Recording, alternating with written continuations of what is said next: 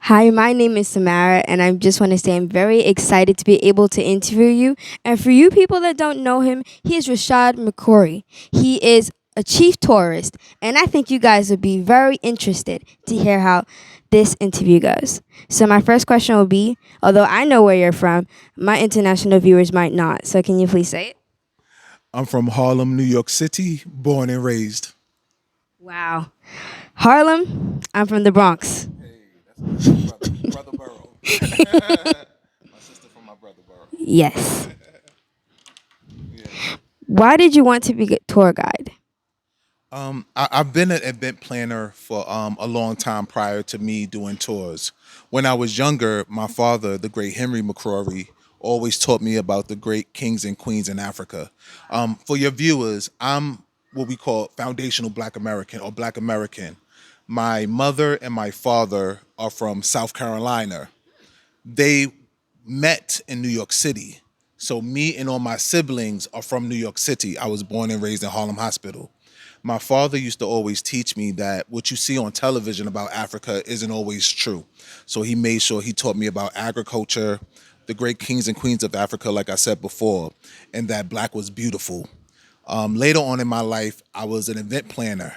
And when I made my second trip to Africa in 2015, looking for business opportunities, investments, I said to myself, if I could get 30 to 50 people a week to come to events in New York City, I can get 30 to 50 people a year to visit Mother Africa. Well, I think that's a very smart idea because now you're a chief guide. So, Chief of Tourism. yes. The first chief of tourism in all of Ghana. My title is called Insura Shaheen. Insura Shaheen. I want to look and see King. I'm the first chief of tourism in all of Ghana, and I was installed by the ancient town of Elmina. Wow. Elmina is the home of Elmina Slave Dungeon. It's technically Slave Castle. We call it Slave Dungeon, and it's the home of the Door of No Return. Elmina is also the first European settlement in all of West Africa. They actually say Christopher Columbus, who never actually been to America, he actually was in Ghana, in Elmina. And also, Elmina Slave Dungeon is the first European structure in all of West Africa. So incorporating that with the transatlantic slave trade, which many Black Americans are known to have come to America for the first time in 1619. It's an honor to be named the first ever chief of tourism in Ghana in the ancient town of Elmina. Yeah, that's pretty dope. Like, I have to admit that. For you to be the first, bravo. You're welcome. So, what other countries have you traveled to in Africa? I've been to Kenya, Rwanda, Nigeria, Togo, Benin, Egypt, and I think that's it. I think that's it. Yes, that's my list. That's my list. That's my list. And Uganda. Oh, I'm sorry. And Uganda. So, and I love Uganda. Uganda. Secret tip for y'all. So, Uganda is amazing. So those are the countries that I've traveled to. Wow. So, out of all the countries that you've traveled to, which one is your favorite? I don't necessarily have a favorite. I would say Ghana's my favorite. Ghana has done the most for me as far as just my personal growth and development from into a man, a chief, a king. But every country has its own blessing, has its own lesson. Let's take Egypt for example. My father also taught me about the great pharaohs of Egypt, like Ptahhotep. And anytime I go to Egypt, I always come back with just some amazing ideas. Like I go to Egypt and I'm in Egypt, I'm going to the pyramids, I'm going to the Sphinx, I'm going to the Nile River, I'm going to ancient Luxors and seeing the statues that are 30, 50 feet high. Wow. Yeah, it's amazing. And then maybe about a month later, I have this idea moment where it's just like, why I've never thought of that, and then I implement those plans, and it just it's just wonderful. Kenya is very grounding. I always come back to Kenya a little bit more relaxed, which is interesting because Ghana is known as the safest, second safest country in all of Africa. And so sometimes being in Ghana so long, you kind of think the whole continent is relaxing. You could be free. Then you go to places like Nigeria and Kenya, they remind you got to be on your toes. But you from New York, you from the Bronx, so you got it. You got that. So it's just you have to travel for yourself. There's 54 countries in Africa, so that's 54 ideas and places that you can study and listen to, and and really learn and grow from. Yes. Right now, although we're just getting started, I'm already feeling very inspired. Oh, great, great, great, great. You inspire me also. Yeah. So, what would you want kids stateside to know about the continent of Africa?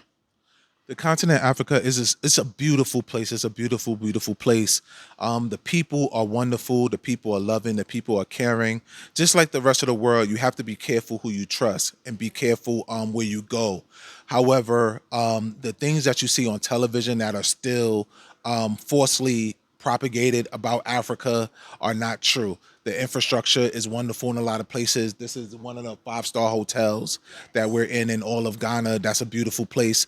Fun activities for both children and adults, whether it's culture that you like, whether it's history that you like, whether it's food that you like, whether it's excitement and entertainment. And it's a growing and developing country. So a lot of these ancient countries in Europe, it is what it is.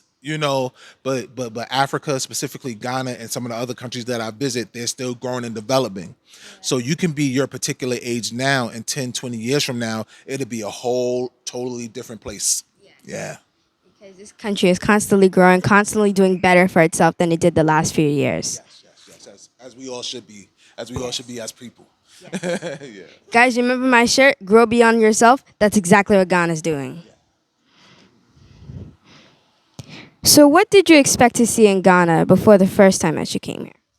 Oh, just black excellence. My father prepared me well.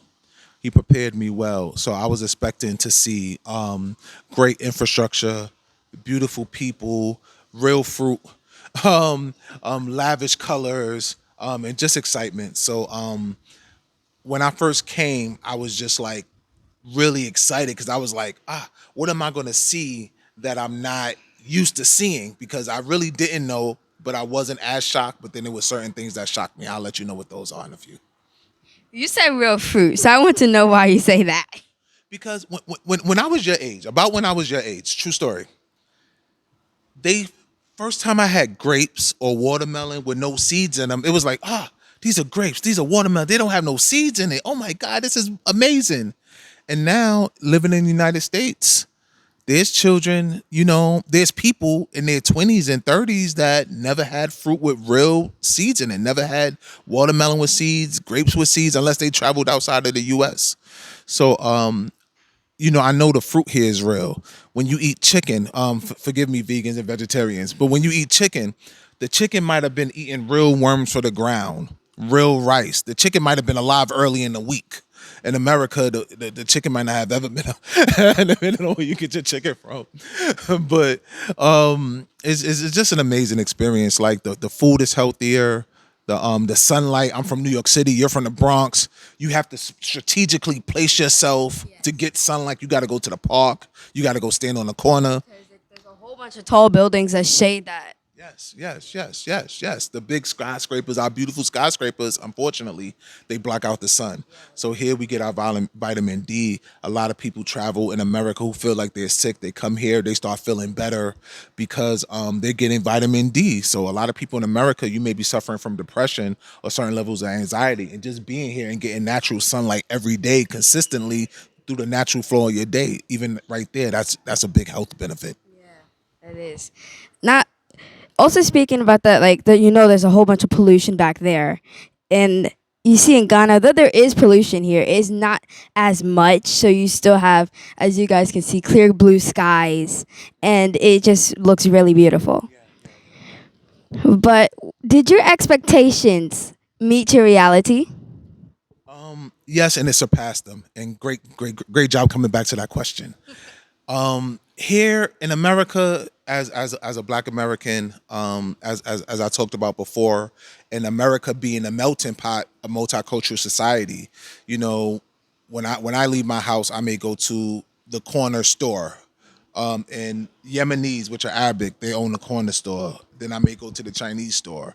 Then I may go to the Chinese owned laundromat, the 99-cent Indian store, the the European-owned supermarket, the Latinos at the check cashing place.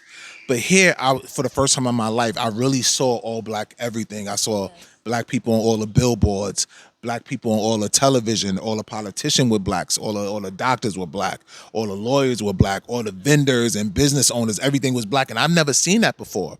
I joke with my friends. I said the only thing black people we really feel like we own in America are barbershops. And that's the only thing we got a monopoly on. So just seeing that and just having it consistently just reinforced in my head over and over. Yeah, yeah. I never been to the Caribbean islands. So when I started going to coming to Africa, this was my first time really seeing this, and that's one of the things that just took me back. The first time I came to Ghana, I was staying in Akwa the Akwa Mountains, specifically Akropong. And on the way from Accra on the way from the Akwa Mountains back to Accra, there used to be this huge billboard of a chief. It's not there anymore. I'm talking about maybe like a 50, 70-foot billboard, just like the way I talked about the Luxor pyramids. The Luxor statues. And I was just like, wow. I was like, this was just this African chief, and he had his gold, and I'm just like that now. Wow, I'm not a paramount king or a king of kings, but it was just like, wow, look at this. I've never seen anything like that before, and even going back to it, I still sometimes just marvel at seeing all the African names as in the credits. I come to your office, and everybody there look like me. And in being black in America, I think that's something that young black entrepreneurs and young black children need to see more.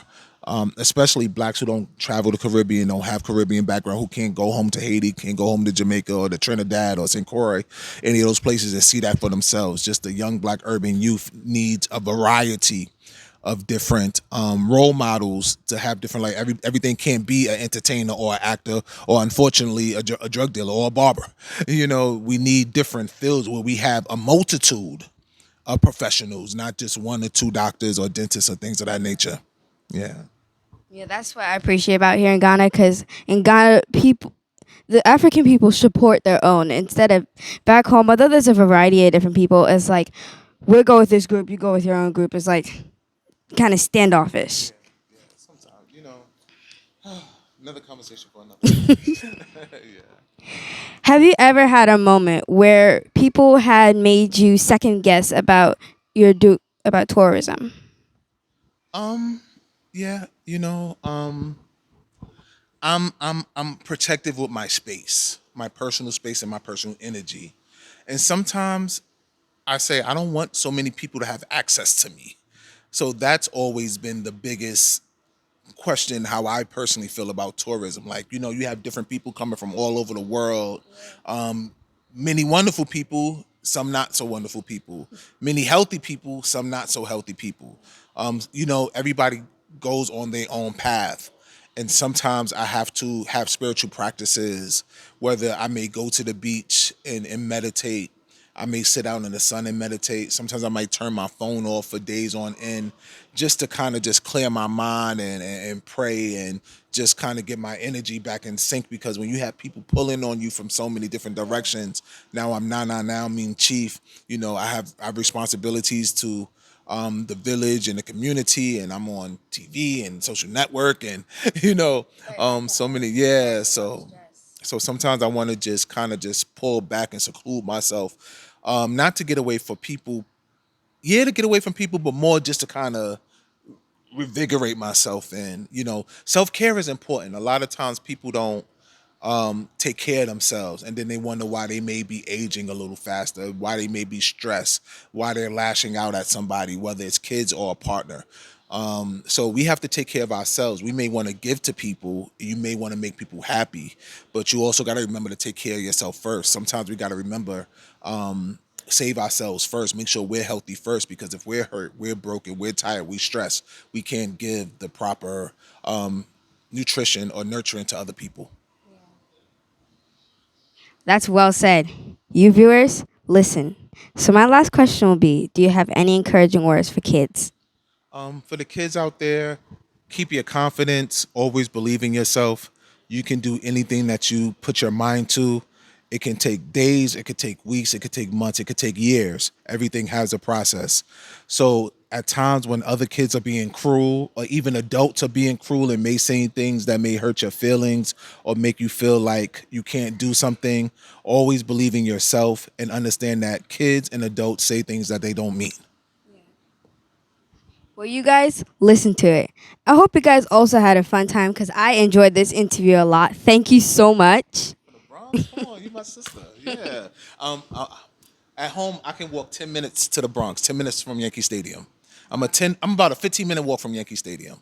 Yeah, and maybe a 5-minute walk from Third Avenue. 10-minute walk from Third Avenue. Yeah. You guys don't know how much I enjoyed this interview.